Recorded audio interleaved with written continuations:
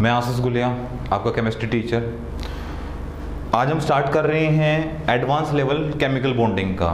मतलब इस alpha series में जो हमारा एडवांस लेवल रहेगा या जो हम नेट के लिए जो प्रिपरेशन करा रहे हैं उसके लिए जो हमारी सीरीज़ रहेगी वो अल्फ़ा सीरीज़ रहेगी। आप चाहे हमारे चैनल के आप प्ले लिस्ट में जाके आप चेक कर सकते हैं। अल्फ़ा सीरीज़ पे जितने भी क्वेश्चंस करवाए जाएंगे वो सारे के सारे क्वेश्चंस आप लोगों की कॉम्पिटिटिव एग्जाम से रिलेटेड क्वेश्चन कराए जाएंगे। आज हम केमिकल बॉन्डिंग में वही अल्फ़ा सीरीज मतलब एडवांस लेवल क्वेश्चंस हम यहाँ पे करा रहे हैं, जिसके अंदर कॉन्सेप्ट आपका डेफिनेटली क्लियर होगा ही होगा। बाकी जो क्वेश्चंस होंगे वो एक अच्छे लेवल के क्वेश्चंस होंगे, तो आई होप कि आप उनसे रेगुलर प्रैक्टिस करेंगे। अपने आप को फर्स्टेड बिल्कुल भी फील ना करें। यदि कोई क्वेश्चन आपका डाउट में रहता है या जब आप वीडियो को कम्प्लीटली देखते हो, पहली बात तो टाइम निकालने की वीडियो को कंप्लीट देखने की कोशिश करें। उसके बाद जब आप टाइम निकालते हो, इतना अपने आप को पे फोकस या कंसंट्रेशन कर पाते हो और वो लेक्चर आप कंप्लीट करते हो, तो उसके बाद कमेंट सेक्शन में डेफिनेटली आप बताएं कि आपको समझ में आ रहा है या नहीं आ रहा है, या उससे रिलेटेड जो क्वेश्चन आप पूछना चाहते हो तो कमेंट सेक्शन में आप क्वेश्चन छोड़ दें और रिप्लाई में आप लोगों को उसका आंसर आराम से मिल जाएगा। ठीक है, तो हमारा फर्स्ट क्वेश्चन यहाँ पे आता है कि विच इज एक्सपेक्टेड, हम किससे क्या एक्सपेक्ट करें टू हैव द हायर। किससे क्या मतलब है कि इसमें बहुत सारे आगे मतलब कंपाउंड दिए और भी कंपाउंड आप अपनी तरफ से ऐड कर सकते हो, तो उसमें हाईएस्ट मेल्टिंग पॉइंट है भाई, हाईएस्ट मेल्टिंग पॉइंट। ठीक है, कि भाई किस में ज्यादा होगा। ठीक है, तो मैं इसके अंदर जो डिस्कस करूंगा तो यहाँ पे हमारे पास क्या होगा कि NH3, मैंने लिख दिया NH3। NH3 का क्या होगा, हाईएस्ट मेल्टिंग पॉइंट। अब भाई मैंने जनरली बता दिया कि भाई अमोनिया के अंदर है ना मेल्टिंग पॉइंट इन सभी के कंपेयर में ज्यादा होगा। तो भाई ज्यादा का रीजन ऐसा क्यों होगा वो मैं आपसे डिस्कस करता हूं, क्योंकि सबसे पहली बात है कि इंटरमोलिकुलर फोर्स। ठीक है, रीजंस हमारे पास क्या रहेगा ऐसा होने का कि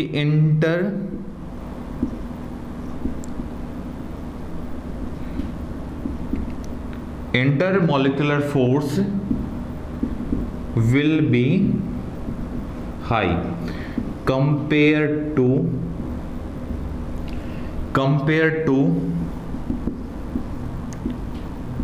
different compounds। भाई डिफरेंट कंपाउंड के कंपेयर में यहां पे आप देखेंगे तो NH3 अमोनिया के अंदर NH3 अमोनिया के अंदर जो इंटरमोलिकुलर फोर्स होगा वो विल बी हाई होगा। इंटरमोलिकुलर फोर्स के बारे में हम वैसे भी आपसे डिस्कस कर चुके हैं। Intermolecular force the force of attraction between the two molecule atom and the ion. ठीक है, एंड द जो इसका अटेंशन रहता है वो न्यूक्लियस की तरफ ज्यादा रहता है, ये भी आपने डिस्कस किया होगा।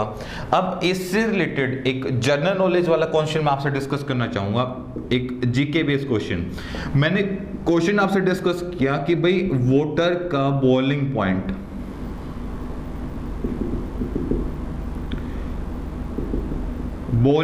वाटर का H2 का बॉइलिंग पॉइंट कितना होता है 100 डिग्री सेल्सियस। कि हमें पता है भाई 100 डिग्री सेल्सियस पे आपका वाटर है वो बॉईल करना स्टार्ट कर जाता है। अब मैं आपसे पूछूं कि आप इसका टेम्परेचर यदि राइज अप करते हो, ठीक है, क्वेश्चन क्या होगा कि if rise up the temperature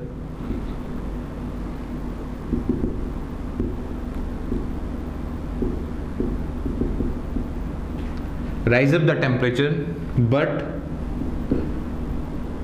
no effect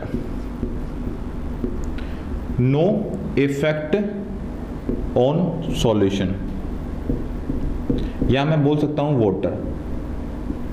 ठीक है, वाई ऐसा क्यों होगा भाई? मेरे पास पानी है, पानी को मैंने गर्म करना स्टार्ट किया, टेम्परेचर मेरा 100 डिग्री सेल्सियस था, तो मुझे पता चला कि मेरा पानी गर्म हो रहा था। ठीक है, या पानी बॉयल होना स्टार्ट हो गया था, भैया बॉयल हो चुका था। बट मैंने क्या किया, टेम्परेचर को बढ़ाना स्टार्ट किया। मतलब 100 से टेम्परेचर में 110 पे, 100 यहाँ पे 20 पे, 50 पे, 200 डिग्री सेल्सियस अप टू 500 तक मैं टेम्परेचर लेके चला गया। But that is the no effect, कोई इफेक्ट नहीं आ रहा वाटर पे। यानी कि वाटर को मैं ज़्यादा रियलाइज कर पा रहा था, वो अप्रोक्सिमेटली मैच कर रहा था रूम टेम्परेचर पे। ऐसा क्यों? मतलब टेम्परेचर राइज अप करने से इफेक्ट नहीं पड़ रहा था।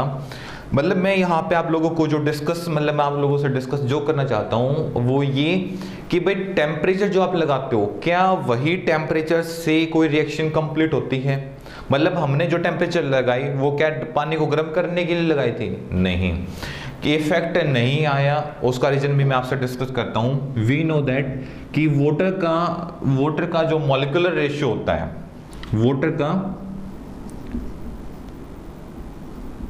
मॉलिक्यूलर रेशियो सभी को पता है कितना होता है, 1:8। जब तक वाटर का मॉलिक्यूलर रेशियो कितना रहेगा, 1:8, उस कंडीशन पे नो इफेक्ट ऑफ हीट। एक पॉइंट भाई याद रखें, वाटर की बात नहीं कर रहा है यहां पे, XYZ कोई भी सॉल्यूशन है जिसको आप बॉयल कर रहे हैं या हीट करें, कुछ भी करेंगे, यदि आप उसका टेम्परेचर क्या कर देंगे, that will B rise up करना स्टार्ट करेंगे, यदि उसका मॉलिक्यूलर मास आपके पास फिक्स रहे, आप उसको चेंज ना होने दें। अब जैसे पानी गर्म होगा तो पानी गर्म होगा, पानी गर्म होने का रीजन क्या है कि जो आपने हीट लगाई है वो किस पे लग रही है, बॉन्ड डिसोसिएट एनर्जी की फॉर्म में। ठीक है, तो पहली बात हमें पता चल गई कि वाटर का मॉलिक्यूलर रेशियो कितना रहेगा, 1:8, तो नो इफेक्ट ऑफ हीट, उसमें जो हीट है उसका कोई भी इफेक्ट यहाँ पे नहीं आएगा।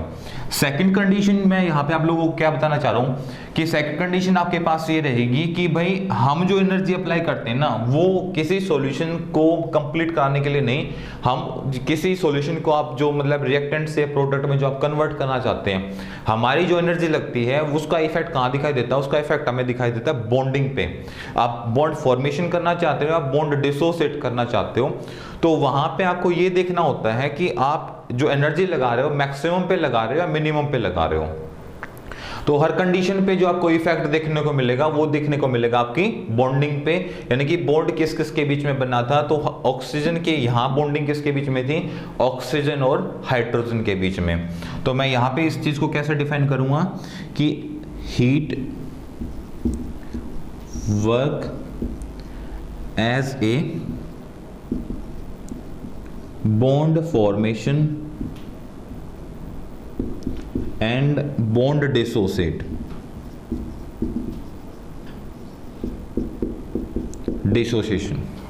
ठीक है, आपकी एनर्जी वहां पे काम करेगी। दोबारा से क्वेश्चन मैं रिपीट करके और आंसर फाइनलाइज कर देता हूं। वाटर आपका बॉइलिंग पॉइंट 100 डिग्री सेल्सियस है, उसके बाद टेम्परेचर को मैंने बढ़ाया, कोई इफेक्ट नहीं आया। क्यों नहीं इफेक्ट आया, क्योंकि वहां पे मैंने क्या किया, वाटर का मॉलिक्यूलर रेशियो 1:8 मेंटेन रखा, यानी कि जो वाटर का रेशियो था वो मैंने मेंटेन रखा, तो वहां पे टेम्परेचर का इफेक्ट नहीं होगा। दूसरा कि जो आप हीट एनर्जी लगाते हो वो ये नहीं कि आपने हीट लगा तो पानी गर्म करने के लिए लगाई है या पानी को ठंडा करने के लिए लगाई है, तो जो हीट लगेगी वो bond formation and the bond dissociation के लिए लगेगी। ठीक है, मैक्सिमम लगाओगे तो डिसोसिएट करने के लिए, मिनिमम लगाओगे तो बॉन्ड फॉर्मेशन के लिए लगेगी। सेकेंड थिंग, इस पे इफेक्ट नहीं आया क्योंकि इसका मॉलिक्यूलर मास कितना था, 1:8। यदि ये रेशियो चेंज होना स्टार्ट हो जाएगा तो उस टेम्परेचर का इफेक्ट आपको यहाँ पे देखने को मिल जाएगा। ये इसकी बात नहीं कर रहा, CO2 है एंड डिफरेंट कोई भी कंपाउंड होगा, सबके साथ यही होगा। तो यही क्वेश्चन मैं दोबारा यहाँ रिपीट करूंगा। तो हाईएस्ट मेल्टिंग बॉइलिंग पॉइंट कैसे पता चलेगा, तो हमें पता चला इंटरमोलिकुलर फोर्स। इंटरमोलिकुलर फोर्स का जो इफेक्ट होता है वो कहाँ होता है, based on nucleus.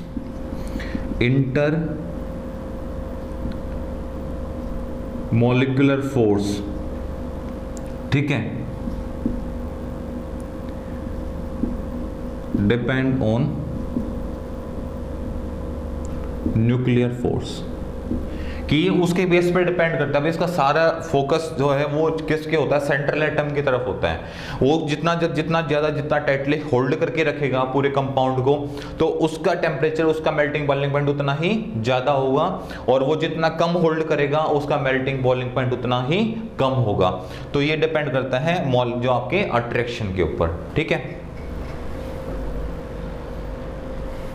Next question जो हमारा था भाई वो ये कहता है कि explain why melting point of an ACl is higher than AlCl3, यानी कि एल्युमिनियम ट्राइहैलाइड है। भाई देखो, वही जो लास्ट क्वेश्चन हमने डिस्कस किया था सेम पैटर्न पे हमारा ये क्वेश्चन होगा। इसने डिस्कस किया मेल्टिंग पॉइंट इसका हाई रहता है। ये क्वेश्चन आप मुझे कमेंट सेक्शन में इसका रिप्लाई भी आराम से कर सकते हैं, क्योंकि ये क्वेश्चन मैं आपको ऑलरेडी करा चुका हूं कि मेल्टिंग पॉइंट किसका ज्यादा रहेगा। दूसरा ये कह रहा है कि AlCl3 एल्युमिनियम ट्राइहैलाइड देखो ये भी सोडियम हैलोजन के साथ रिएक्ट कर रहा है, यहाँ पे एल्युमिनियम भी हैलोजन के साथ रिएक्ट कर रहा है, पर इन दोनों में इसका जो आपको देखने को मिल रहा है कि मेल्टिंग पॉइंट हाई ज़्यादा है। क्यों? तो वही सेम रीजन देंगे कि इसका वही फोर्स ऑफ अट्रैक्शन ज़्यादा होगा। अब ये आयनिक कंपाउंड है, ठीक है, तो हम क्या बताएंगे कि भाई NaCl is a ionic compound, ionic compound, an electrostatic force will be high compared to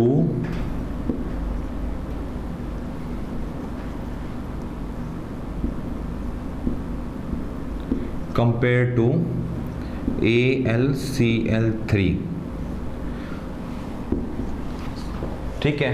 दूसरा कि भाई इसके अंदर मैं दोबारा बात करूँ, ये एक आयनिक कंपाउंड है, जब आप इसके अंदर ऑलरेडी बात है कि ये एग्जिस्ट करेगा सॉलिड के अंदर, NaCl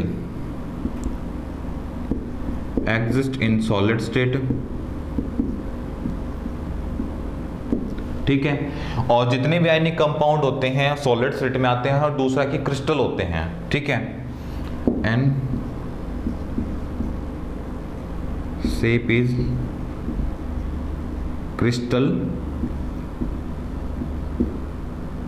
और इसकी जो ये कैसी फॉर्म में होगी, जो शेप होगी क्रिस्टल कंपाउंड जैसे इसकी शेप में होगा। तो जो क्रिस्टल फॉर्म में होता है उसका ऑलरेडी मेल्टिंग बॉइलिंग पॉइंट, एक तो उसकी एक रीजन तो ये हो गया कि इसका शेप ज़्यादा मतलब ज़्यादा स्टेबल होता है, पर जो क्रिस्टल शेप बनाते हैं तो ऑलरेडी उसके बीच में इंटरमोलिकुलर फोर्स विल बी, आप सेम रीजन भी दे सकते हो कि भाई इंटरमोलिकुलर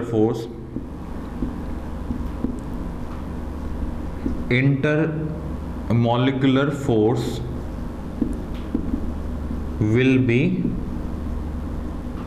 हाई, ठीक है भाई। जिसके अंदर इंटरमोलिकुलर फोर्स क्या होगा, ज्यादा होगा, जितना ज्यादा होगा, जितना अट्रैक्शन उसके अंदर ज्यादा होगा, तो उतना ही वो हाईली स्टेबल भी होगा। जितना वो हाईली स्टेबल होगा, ऑलरेडी बात है उसके बॉन्ड को डिसोसिएट करने के लिए आपको उतना ही ज्यादा क्या लगाना पड़ेगा, लैटिस एनर्जी लगानी पड़ेगी, लैटिस एंथैल्पी लगानी पड़ेगी, ठीक है, जिसको आप क्या बोलते हैं, बॉन्ड डिसोसिएट एनर्जी भी बोलते हो, ठीक है। तो आप इस बात का हम क्या करेंगे, ध्यान रखेंगे, ठीक है भाई। नेक्स्ट जो हमारा क्वेश्चन है भाई, discuss between anti bonding and non bonding orbital. भाई anti bonding orbital and the non bonding orbitals में एक क्या डिफरेंस हमें देखने को मिलता है वो हमें यहाँ पे बताना है, ठीक है। तो कई बार क्या होता है कि हम ये चीजें डिपेंड करते हैं एटॉमिक स्ट्रक्चर पे, ठीक है। आपके पास एंटी बॉन्डिंग कौन से होते हैं, anti bonding higher orbital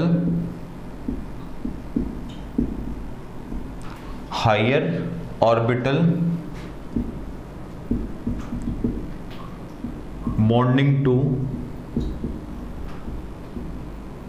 higher atomic bonded, ठीक है। दूसरा मैंने क्या बात किया, नॉन बॉन्डिंग। अब एग्जांपल से डिस्कस करेंगे, same orbital bonding. Same orbital bonding का मतलब क्या होता है, same orbital atom bonding to same orbital, ठीक है भाई। देखो हमारे पास यहाँ पे अब दो तरीके के एलिमेंट है, ठीक है। पहले वो कि आप टेबल को किस तरीके से पढ़ना चाह रहे हो, अकॉर्डिंग टू पीरियड बात करूंगा तो top to bottom size increase करता है, लेफ्ट टू राइट बात करता हूं तो वहां पे साइज डिक्रीज करता है, ये हो गया general character. Right hand side में जो आपके पास मेटल रखी गई हैं वो सारी इलेक्ट्रो पॉजिटिव और लेफ्ट में जो रखी गई हैं वो सारी की सारी इलेक्ट्रो नेगेटिव हैं।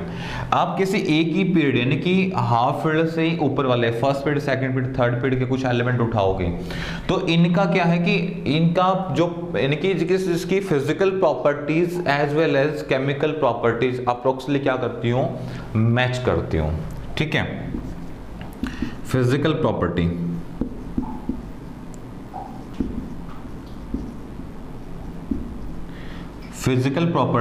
Approximately same. यदि वो प्रॉपर्टीज सेम मैच करेंगी और number of cells that will be less, number of cell will be less. जहां पे नंबर ऑफ सेल्स कम हो यानी कि first period, second period, third period का एलिमेंट हो, क्योंकि उसके बाद कुछ वैकेंट ऑर्बिटल आने स्टार्ट हो जाते हैं जिसके बाद एक कॉमन प्रॉपर्टी के बेस पे उनको पढ़ना थोड़ा सा टिपिकल हो जाता है, इसलिए मैं उनके बारे में यहाँ से आपसे डिस्कस नहीं करना चाहता उन चीज़ों के बारे में। बाकी हम डिस्कस करेंगे, ऐसी बात नहीं है। तो फिजिकल प्रॉपर्टी अप्रोक्सीमेटली जिसकी क्या करती है, अप्रोक्सीमेटली सेम होते हैं, यानी कि एक इलेक्ट्रोपॉजिटिव तो दूसरा सेम नेचर वाला होना चाहिए।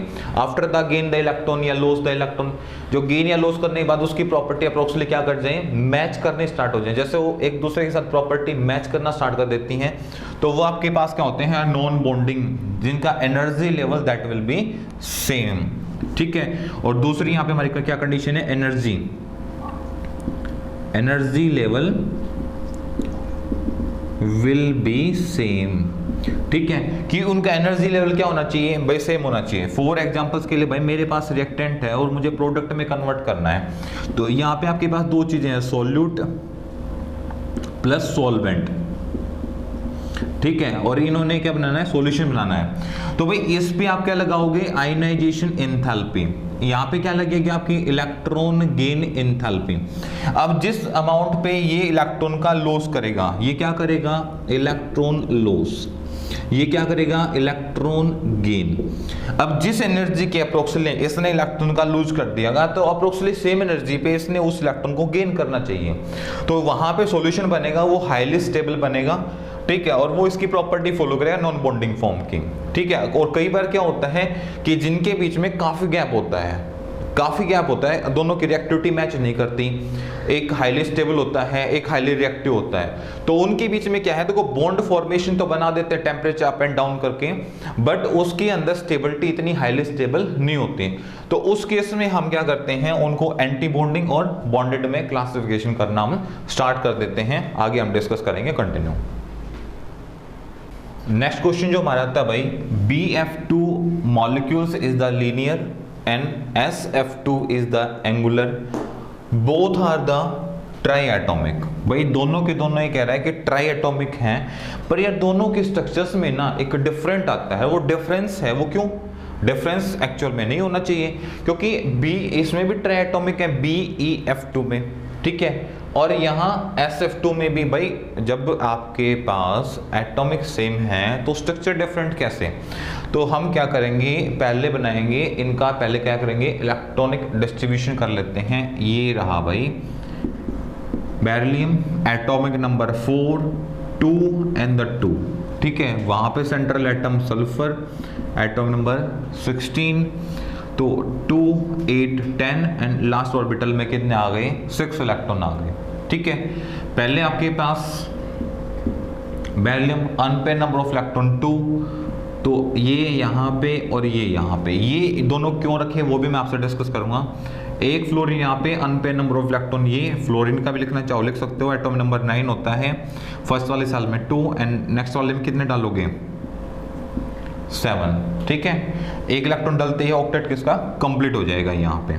ठीक है, एक फ्लोरीन यहाँ पे, एक इलेक्ट्रॉन यहाँ पे, ओवरलैपिंग करेंगे आप करा सकते हो, तो ये बॉन्ड यहाँ बन जाएगा और ये बॉन्ड यहाँ बन जाएगा, जिसके बेस पे हम कहेंगे भाई एस के स्ट्रक्चर तो लीनियर आ गई, ये स्ट्रक्चर आपकी कैसी हो जाएगी,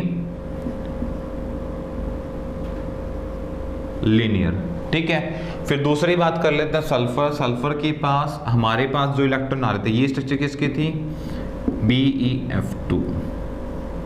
ठीक है, अब बात करें सल्फर की। सल्फर के पास अनपेयर नंबर ऑफ इलेक्ट्रॉन कितने थे, अनपेयर नंबर ऑफ इलेक्ट्रॉन कितने थे, 6।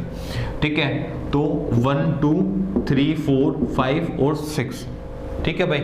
अब यहाँ पे अब 2 के साथ बॉन्डेड होगा कौन, फ्लोरीन, तो एक फ्लोरीन हमने यहाँ जोड़ा इसके साथ, n पे नंबर ऑफ इलेक्ट्रॉन, तो ये बॉन्ड यहाँ बन जाएगा। एक फ्लोरीन हमने यहाँ जोड़ा, n पे नंबर ऑफ इलेक्ट्रॉन था, तो इसने यहाँ बॉन्डेड बना लेगा ये, ठीक है। ये n पे नंबर ऑफ इलेक्ट्रॉन, एक लोन पेयर ये हो जाएगा और दूसरा लोन पेयर आपके पास ये आ जाएगा। तो लास्ट में हमने कुछ डिस्कस किया था वेस्पर थ्योरी को लेके, ठीक है, और मॉलिक्यूलर ऑर्बिटल थ्योरी को लेके। तो थ्योरीज आपको थोड़ी सी रिवाइज होंगी, वहाँ पे कुछ स्ट्रक्चर्स की भी मैंने रफली थोड़ी सी बात की थी, और उनके बेस पे मैंने हाइब्रिडाइजेशन की भी मैंने बात की थी। तो वो टॉपिक जिस किसी बच्चे का रहता है, तो लास्ट जो हमारी वीडियोस हैं उन पे जाके आप चेक कर सकते हो, बुक से, आप बुक की हेल्प लेके आप डिस्कस कर सकते हो। फिर कोई डाउट है तो आप हमसे व्हाट्सएप ग्रुप में आप हमसे डिस्कस कर सकते हैं। पर इसके अंदर जो हमने जो सबसे चीज़ें बड़ी बात देखी है कि इस स्ट्रक्चर में और इसमें क्या डिफरेंस है, तो मैं दोबारा से देखो, ये मेरे पास बेरिलियम है भाई, मैं दोनों फ्लोरीन के बॉन्ड है यहाँ बनाना चाहता हूँ, ये रहा फ्लोरीन, ये रहा फ्लोरीन और ये रहा फ्लोरीन। तो मैंने उस टाइम आपको बताया था कि भाई यहाँ पे रिपल्शन क्या हो जाएगा, लेस, रिपल्शन क्या होगा, लेस, और यहाँ पे रिपल्शन हो गया हाई, ठीक है। और हमें रिपल्शन को रखना है मिनिमम, यानी कि जहां पे रिपल्शन मिनिमम होगा स्टेबिलिटी वहां पे ज्यादा होगी। तो स्टेबिलिटी ज्यादा होगी तो ये क्या करेंगे, एक दूसरे को रिपेल करेंगे, और यहाँ रिपल्शन कम है तो ये एक दूसरे से दूर भागेंगे। तो मैक्सिमम हमें वो एंगल सेट करना है जिस एंगल पे जो रिपल्शन हो मिनिमम हो जाए। मिनिमम का मतलब है कि सबसे कम हो जाए, ठीक है। तो सबसे कम कहाँ होगा, जब अप्रोक्सीमेटली एंगल कितने का हो जाए, 180, क्योंकि पूरा एंगल आपका कितने हो जाएगा, 360। तो मैंने हाफ में डिवाइड कर दिया। अब पहले एक रूम में एक बच्चा रह रहा है, फॉर एग्जांपल यदि बात करते हैं कि एक रूम में एक बच्चा रह रहा है, ठीक है, तो पूरे रूम में एक बच्चा आराम से कंफर्टेबल रह सकता है, और उसी रूम में हम एक बच्चे को और एडजस्ट करना चाहते हैं, तो ऑलरेडी क्या करना पड़ेगा, जहां पे एक स्पेस कम करोगे और दूसरे स्पेस को ज्यादा करोगे, रहने में प्रॉब्लम नहीं है, ठीक है, बट मेंटली सेटिस्फेक्शन नहीं होगा दोनों में से किसी बच्चे को भी। तो उसके लिए आपको क्या करना पड़ेगा कि उस रूम को इक्वल टू पार्ट में डिवाइड करना पड़ेगा, यदि वहां प्रॉब्लम आपको सोल्व करनी है। तो उसी प्रकार जब इन इलेक्ट्रॉन्स के बीच में क्या होगा, रिपल्शन, यहां क्या हो जाएगी आपकी structure, that will be wrong, गलत हो जाएगी। दूसरा, यहाँ पे अनपेड नंबर ऑफ इलेक्ट्रॉन और कोई बचा नहीं, सिर्फ 2 बचे थे, 2 के साथ इन्होंने बॉन्ड बना दिया। बॉन्ड बनाने के बाद रिपल्शन यहाँ पे क्या हो जाएगा, अब ये रिपल्शन यहाँ पे क्या हो चुका है, आपका बैलेंस हो चुका है, ना रिपल्शन यहाँ ज्यादा है और ना ही रिपल्शन यहाँ पे ज्यादा है। सेम कंडीशन में यहाँ डिस्कस करता हूँ सल्फर वाले में। तो सल्फर वाले के पास 6 इलेक्ट्रॉन बैलेंस थे, 6 के पास ज्यादा होंगे तो क्या हो गए, अब इन्होंने एक लोन पेयर में 2 इलेक्ट्रॉन प्रेजेंट होते हैं, दूसरे लोन पेयर में भी ऑलरेडी सेम 2 इलेक्ट्रॉन प्रेजेंट होंगे, एक फ्लोरीन ये जुड़ा, दूसरे पे फ्लोरीन ये जुड़ गया। तो ऑलरेडी हमने जब ये वाली थ्योरी डिस्कस की थी, आप मुझे कमेंट में बताएंगे कि किस थ्योरी की मैं बात कर रहा हूँ, ठीक है। और दूसरा कि ये दोनों क्या सेम थ्योरी से डिस्कस हो रहे हैं, मतलब सेम थ्योरी के एग्जांपल हैं या नहीं। क्योंकि जब मैंने आपको हाइब्रिडेशन बताई तो मैंने पूरा आपको डायग्राम विद टेबल बनाया था कि भाई ये हाइब्रिडेशन शो करेंगे, अनपेड नंबर ऑफ इलेक्ट्रॉन होंगे इतने, लोन पेयर होंगे इतने, वैलेंस से ये शो करेंगे, और एग्जांपल्स मैंने साथ में डिस्कस किए थे कि ये एलिमेंट ये स्ट्रक्चर्स आपकी बना सकते हैं, ठीक है। तो इसमें क्या होगा कि भाई इन्होंने 2 ने बॉन्ड बनाया, सेम कैरेक्टर शो किया, ये भी लीनियर से बना सकते थे, बट इसमें क्या हुआ कि इन 4 इलेक्ट्रॉन और भी अनपेयर थे जो हमने लोन पेयर के अंदर कन्वर्ट कर दिए। लोन पेयर में कन्वर्ट करने के बाद हमने देखा कि भाई ये लोन पेयर में, क्योंकि इनके पास 2-2 इलेक्ट्रॉन है, इनके पास 1-1 इलेक्ट्रॉन है, तो इनके अंदर repulsion that will B high, मतलब यहाँ पे रिपल्शन क्या हो गया, इंक्रीज कर गया, बढ़ गया। और हमें अकॉर्डिंग टू लॉज हमें पता है कि lone pair and lone pair, lone pair और लोन पेयर, ठीक है, रिपल्शन हाई होगा कंपेयर टू लोन पेयर और बॉन्ड पेयर, और इनसे कम किसके अंदर होगा, बॉन्ड पेयर और बॉन्ड पेयर के अंदर। ये आपको ऑलरेडी पता होगा, ठीक है। L.P मतलब लोन पेयर, ठीक है, LP लोन पेयर और BP बॉन्ड पेयर, ठीक है। तो इस बात का ध्यान रखेंगे, यहां पे जो रिपल्शन होगा वो मैक्सिमम होगा। अब रिपल्शन बढ़ने की वजह से बॉन्ड एंगल क्या कर जाएगा, decrease, repulsion will be increase, जैसे जैसे रिपल्शन क्या करेगा, इंक्रीज करेगा, and bond angle will be decrease. और क्योंकि बॉन्ड एंगल उस कंडीशन पे क्या कर जाएगा भाई, डिक्रीज करना स्टार्ट हो जाएगा। तो ये आपके पोस्टुलेट्स थे जो हमने डिस्कस किए थ्योरी के अकॉर्डिंग, ठीक है, इसको याद रखें हमेशा।